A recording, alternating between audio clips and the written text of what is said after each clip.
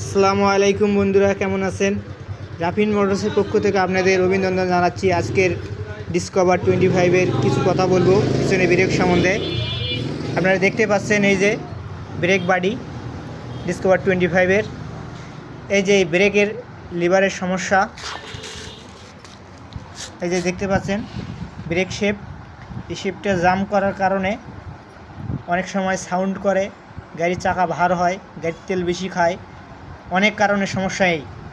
কিন্তু আপনারা মাঝে মাঝে লক্ষ্য রাখবেন, পিছনের চাকা যদি জাম করে তাহলে কিন্তু আপনারা অবশ্যই খুলে এই শেপটা ওয়াশ করে ভালোভাবে এখানে গ্রিস করে মোবিল করে লাগাবেন, তাহলে কিন্তু আপনাদের এই সমস্যা থাকবে না।